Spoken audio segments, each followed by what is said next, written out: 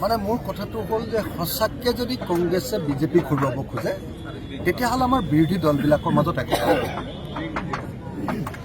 যদি তেওঁলোকে 2021 চনৰ নিৰ্বাচনত আমাক অকল AIDFৰ লগত ইলেকশ্যন খেলিলে বিজেপি চৰকাৰ হ'ল 2021 চনত উপ নিৰ্বাচন খেলিলে তাতো গোটেই বিজেপিক জিকালে আমি তেওঁলোকতকৈ বেছি ভোট পালোঁ আমি য'ত খেলিছিলোঁ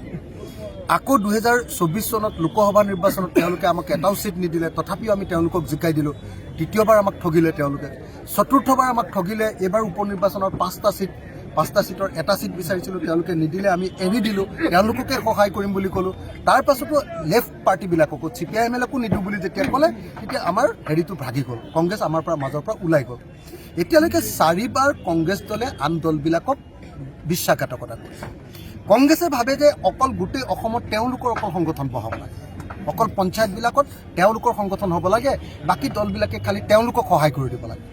সেইকাৰণে আমি কৈছিলোঁ যে সেইটো নহয় যদি সঁচাকৈ 26ত আমি বিজেপিক হৰুৱাব লাগে পঞ্চায়ত ইলেকশ্যনত যদি আমি একেলগে খেলোঁ বেছিভাগ চিটত তেওঁলোকে খেলক কিন্তু যদি আমি একেলগে খেলোঁ তেতিয়াহ'লে কি হ'ব 26ৰ কাৰণে আমাৰ বিৰোধী দলবিলাকৰ মাজত একতাটো একেবাৰে তৃণমূল পৰ্যায়লৈকে গাঁৱৰ পৰ্যায়লৈকে বিয়পি যাব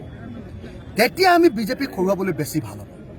কিন্তু কংগ্ৰেছৰ মতে তেওঁলোকে অকলে খাব বস্তু তেওঁলোকে বিচাৰে যে কলটো তেওঁলোকে অকলে খাব বাকলিখন বেলেগলৈ দলিয়াই দিব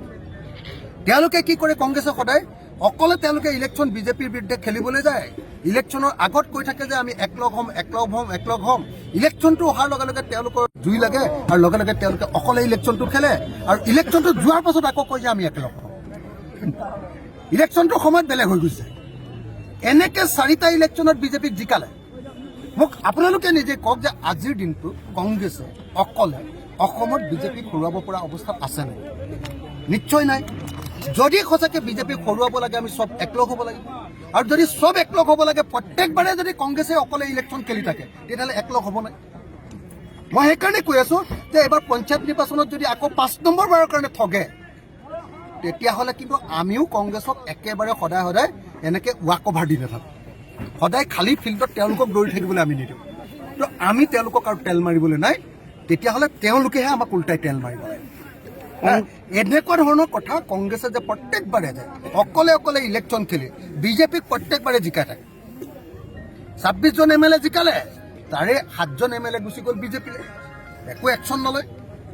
একো একশ্যনেই নলয় তাৰমানে বিজেপিলৈ যোৱাটো তেওঁলোকে বিচাৰে বিজেপিৰ লগত মিলিভকত হৈ থাকে তেওঁলোক আমি যেতিয়া বিধানসভাত যেতিয়া দপদপাই বিজেপিৰ বিৰুদ্ধে কথা কওঁ কংগ্ৰেছৰ কেইজন মানুহ থিয় হয় বিজেপিৰ বিৰুদ্ধে কিমান প্ৰতিবাদ কৰে আপোনালোকে নিশ্চয় দেখিছে গতিকে মই বাৰম্বাৰ কৈ আছোঁ যে কংগ্ৰেছৰ প্ৰতি মানুহৰ পূৰা আস্থা অহা নাই আমি চবেই লগ লাগিলেহে সেই আস্থাটো আহে আৰু চবেই লগ লগাৰ কাৰণেহে এইবাৰ MP ইলেকশ্যনত আমি জিকিছিলোঁ আকৌ যদি কংগ্ৰেছে নিজে অকলে জিকিম বুলি ভাবে তেতিয়াহ'লে নিজৰ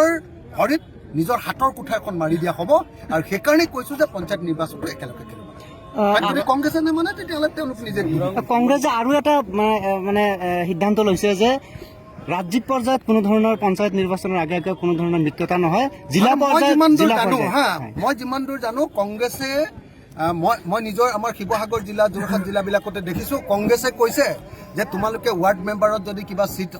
বুজাবুজি কৰা কিন্তু কাউন্সিলৰ আৰু জিলা পৰিষদ আঞ্চলিক পঞ্চায়ত আৰু জিলা পৰিষদৰ এখনো আসন এৰি নিদিবা চবতে কংগ্ৰেছৰ পতাকা ৰাখা বুলি কৈছে গতিকে তেনেকুৱা ধৰণৰ কথাত য'ত ফ্লেগটো থাকিব য'ত আমাৰ চিম্বল থাকিব তাত যদি আমাক এখনো আসন এৰি নিদিয়ে তেতিয়াহ'লে আসন বুজাবুজিৰ কিবা মিনিং আছে নেকি